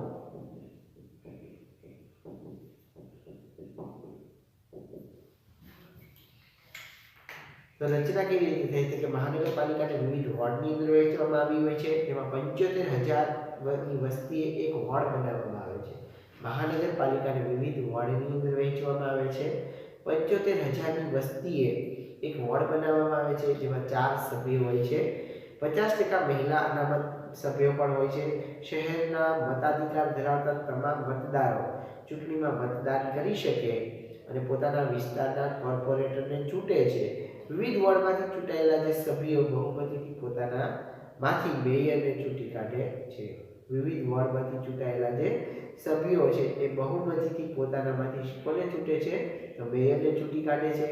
મેયર પોતાના હોદ્દા પર 2.5 વર્ષ માટે રહી શકે છે. અને આખા શહેરની અંદર કેવી રીતે ચૂંટણી થાય તો કે દરેક વોર્ડની અંદર દરેક 18 વર્ષથી ઉપરની વ્યક્તિ છે એ મતદાન કરી શકે છે. પોતાના વિસ્તારના ઊભા રહેલા જે ઉમેદવાર છે એને મત આપી શકે છે. એમાંથી જે ઉમેદવાર છે વધારે મત મળે એ જીતે છે અને સૌથી વધારે ઉમેદવારો જે પક્ષના જીતેલા હોય એ પક્ષની સરકાર બનાવવામાં આવે છે અને એ સરકાર છે એ મહાનગરપાલિકાની અંદર પોતાનું શાસન ભોગવે છે અને સામેનો પક્ષ હોય છે એના વિરોધ પક્ષ તરીકે ઓળખવામાં આવે છે. વહીવટ કે ચૂંટાયેલા સભ્યમાંથી વિવિધ સમિતિ પણ બનાવવામાં આવે છે, જેમાં તો કે કારોબારી સમિતિ, સ્ટેન્ડિંગ કમિટી. બરાબર. કારોબારી સમિતિ એટલે કે સ્ટેન્ડિંગ કમિટી, જેમાં સૌથી વધારે મહત્વની હોય છે મહાનગરપાલિકાના વડા મ્યુનિસિપલ કમિશનર ગણાય છે. પોતાના વિસ્તાર આપણે આગળ લખ્યું કે પોતાનામાંથી મેયર પોતાના હોદ્દા ઉપર 2.5 વર્ષ માટે રહેતા હોય છે. વહીવટ તો કે વહીવટી વડા મ્યુનિસિપલ કમિશનર ગણાય. ખાસ યાદ રાખજો, મહાનગરપાલિકાના વહીવટી વડા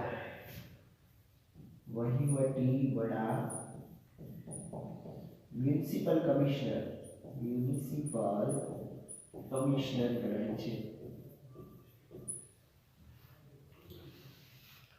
તેમની નિમણૂક છે એ રાજ્ય સરકાર દ્વારા કરવામાં આવતી હોય છે.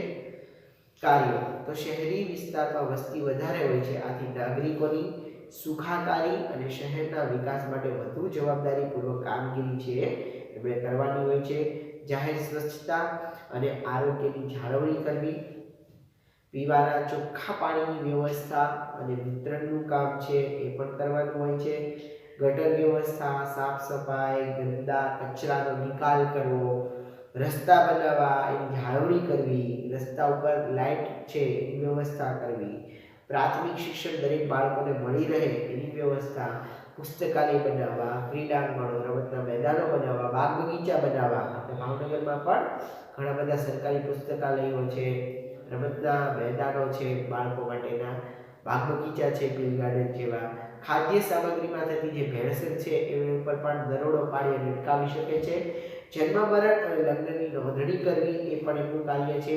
ગુજરાત રાજ્યમાં આવેલા મહાનગરપાલિકાની જો મુલાકાત લઈએ તો 8 મહાનગરપાલિકા છે. ત્યાર પછી આગળ આવે છે કલેક્ટર, જે જિલ્લાના વહીવટી વડા તરીકે ઓળખાય છે. કલેક્ટર ઉપરાંત તો કે જિલ્લાના ન્યાયાધીશ જે ડિસ્ટ્રિક્ટ મેજિસ્ટ્રેટ અને જિલ્લા ચૂંટણી અધિકારી તરીકે પણ કામગીરી કરી શકે છે. જિલ્લા ન્યાયાધીશ હોય છે જિલ્લાના કલેક્ટર એ જિલ્લાના વહીવટી વડા ગણાય છે. કલેક્ટર જિલ્લાના વહીવટી વડા, બરાબર. મહાનગરપાલિકાના વહીવટી વડા કે તો આવશે મ્યુનિસિપલ કમિશનર અને કલેક્ટર જિલ્લાના વહીવટી વડા છે.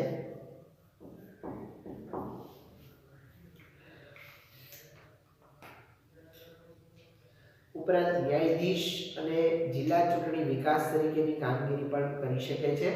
ઉમેદવારની પસંદગી કેન્દ્રીય જાહેર સેવા આયોગ UPSC union public service commission દ્વારા બઢતીથી થાય છે. જો આ લોકોની પરીક્ષા આવે છે કલેક્ટર માટેની, ડિસ્ટ્રિક્ટ ન્યાયાધીશ છે, ઉપરાંત ચૂંટણી અધિકારી, આ બધા યુપીએસસી લેવલના, બરાબર, ક્લાસ 1 અધિકારીઓ જે હોય છે એ હોય છે union public service commission UPSC દ્વારા જે એક્ઝામ લેવામાં આવે છે અને એની બઢતીથી તેમને રાજ્ય સરકાર છે એ નિમણૂક આપે છે.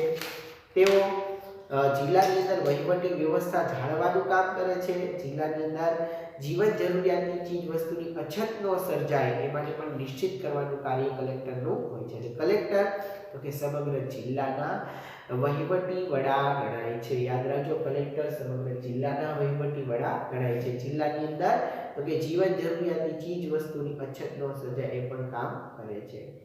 આપણા ભાવનગરની અંદર તો કે કમિશનર કોણ છે, નામ જાણી લેજો, બરાબર, ગાંધી. આ ઉપરાંત કલેક્ટરનું નામ પણ તમે જાણી શકો છો. પંચાયતી રાજની અંદર જિલ્લા કલેક્ટરની મહત્વની ભૂમિકા છે. તો કે જિલ્લા સ્તરે તમામ વિભાગો છે એના કામનું સંકલન કરે છે અને સંચાલન કરે છે. વિકાસની બનેલી જિલ્લા આયોજન સમિતિ છે એના સચિવ કલેક્ટર હોય છે. ગ્રામ પંચાયતની સભ્ય સંખ્યા પણ નક્કી કરે છે. અનામતની બેઠક છે એની પણ ફાળવણી કરે છે. અનુસૂચિત જાતિ, જનજાતિ, સામાજિક શૈક્ષણિક પછાત વર્ગના લોકો, મહિલાઓ માટે સરપંચનો હોદ્દો છે એ ખાસ અનામત રાખવાનો નિર્ણય પણ કર્યો છે. અનુસૂચિત જાતિ, જનજાતિ, સામાજિક શૈક્ષણિક પછાત વર્ગના લોકો, મહિલા અને સરપંચનો હોદ્દો કેવો છે કે દરેક માટે અનામત રાખવામાં આવેલો છે.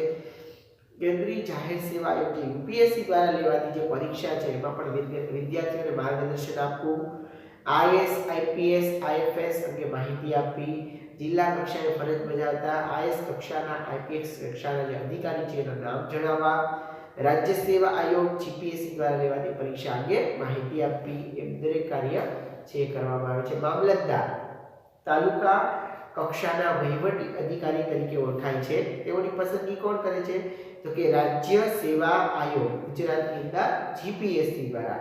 મામલતદારમાં યાદ રાખજો કે પણ તાલુકા કક્ષાના વહીવટી અધિકારી છે.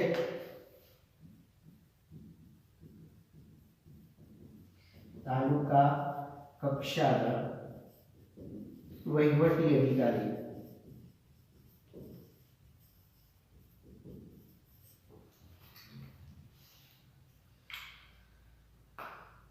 મામલતદાર તાલુકા કક્ષાના વહીવટી અધિકારી. તેની પસંદગી રાજ્ય જાહેર સેવા આયોગ ગુજરાતની અંદર તો કે જીપીએસસી દ્વારા પરીક્ષા લેવામાં આવે છે અને બઢતી થાય છે.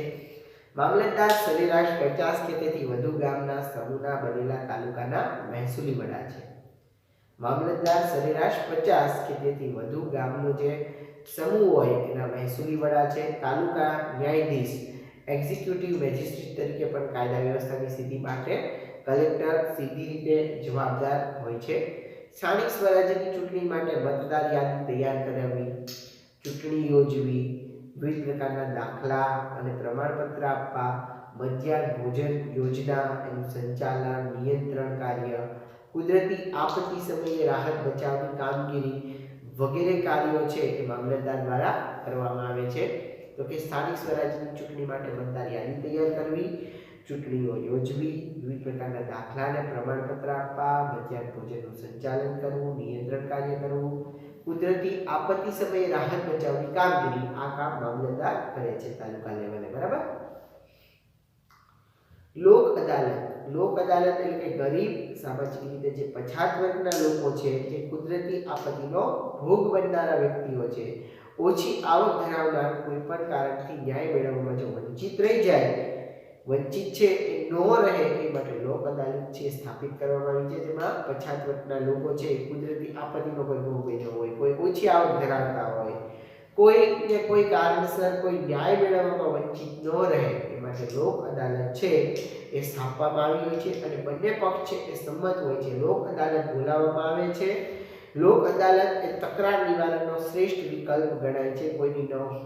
કોઈની ન હાર, કોઈની ન જીત એ રીતે લાંબા સમયથી મુદતો પડતી હોય એવા કેસનો પણ નિકાલ થાય છે. જે કોઈ કાળે કેસ થયા હોય ને જેનો ચુકાદો ન થતો હોય એવા કેસો પણ લોક અદાલતની અંદર ઉકેલાવી શકે છે. કેસ મૂકવા માટે કે પક્ષકારને કોઈ ખર્ચ કરવાનો રહેતો નથી. કોર્ટ કચેરીમાં લાંબા સમય સુધી પડતર રહેલા કેસ છે એના બંને પક્ષને સંતોષકારક અને સમાધાનકારક રીતે ન્યાય મળે. વારંવાર મુદતે ધક્કા ખાતા પક્ષકારો છે, સાથીઓ, સાક્ષીઓ છે વગેરેને પડતી મુશ્કેલીમાંથી લોક અદાલત છે મુક્ત કરે છે. સમાધાન સમજૂતી શક્ય ન બને તો લોક અદાલત દ્વારા કેસ હાથ ઉપર લઈ અને નિર્ણય આપે જે તમામ પક્ષકારને માન્ય રહે છે. લોક અદાલતનો હુકમ કેવો છે કે અંતિમ હોય છે. લોક અદાલતી વિવાદનો પણ અંત આવે છે અને બંને પક્ષને ન્યાય પણ મળે છે. ઝઘડા હોય, માણસો વચ્ચે સમાધાન પણ થઈ શકે છે અને સમયનો પણ બચાવ થાય છે. ગુજરાત કાનૂની સેવા સત્તા મંડળ ગુજરાત હાઈકોર્ટ અમદાવાદ દ્વારા જિલ્લાની અંદર કાયમી લોક અદાલતની પણ સ્થાપના કરવામાં આવી છે. લોક અદાલતમાં કેસ દાખલ કરવા માટે કોઈ કાર્યવાહી કરવા માટે કોર્ટ ફી ભરવાની રહેતી નથી. લોક અદાલત કેસ દાખલ કરવા માટે, કોઈ કાર્યવાહી કરવા માટે એની કોર્ટ ફી છે એ પણ કોઈ ભરવાની રહેતી નથી. લોક અદાલત શું છે તો કે પછાત વર્ગના લોકોને સામાજિક ન્યાય આપવા માટે, કોઈ આપત્તિનો ભોગ હોય, ઓછી આવક ધરાવતા હોય કે એવા લોકોને લોક અદાલતો સ્થાપવામાં આવે છે. લોક અદાલત એ તકરાર નિવારણનો શ્રેષ્ઠ વિકલ્પ છે. ખાસ યાદ રાખજો. લોકોને મુશ્કેલી પણ પડતી નથી અને ઉકેલ આવી જાય છે. ગુજરાત હાઈકોર્ટ અમદાવાદ દ્વારા કાયમી લોક અદાલતની સ્થાપના છે એ કરવામાં આવી છે અને કાયમી લોક અદાલતની અંદર કેસ પણ દાખલ કરવા માટે કોઈ કાર્યવાહી માટે કોર્ટ ફી પણ ભરવાની રહેતી નથી. જેથી ગરીબ લોકો છે એ લોક અદાલત દ્વારા સીધો ન્યાય મેળવી શકે છે. આપણે મામલતદાર વિશે જોયું, જે તાલુકા કક્ષાના વહીવટી અધિકારી, બરાબર, અને ચૂંટણીની અંદર વિવિધ પ્રકારના કાર્યો કરે છે. દાખલા, પ્રમાણપત્ર, મધ્યાહન ભોજન યોજના, સંચાલન નિયંત્રણ કાર્ય, આપત્તિ સમયે રાહત બચાવની કામગીરી કરે છે. કલેક્ટરની ભૂમિકા પણ જોઈ કે કામનું સંચાલન કરે છે. તમામ જિલ્લા સ્તરનું આયોજન સમિતિ, સચિવ કલેક્ટર હોય છે. અનામત બેઠકોની ફાળવણી કરવામાં આવે છે. સામાજિક શિક્ષણ રીતે પછાત વર્ગના લોકો અને મહિલા અને સરપંચનો હોદ્દો અનામત રાખવાનો નિર્ણય કરે છે. આખા પાઠની અંદર આપણે દરેક માહિતી છે એને વિસ્તારપૂર્વક સમજી લીધી છે. પાઠ બહુ વ્યવસ્થા એકદમ કહેવાય કે સમજાઈ જાય એવો છે. સ્થાનિક સરકાર અને સ્થાનિક સરકારની અંદર આપણે ગ્રામીણ પ્રશાસન અને શહેરી પ્રશાસન વિશે સંપૂર્ણ માહિતી છે એ આજના લેક્ચરની અંદર પ્રાપ્ત કરી.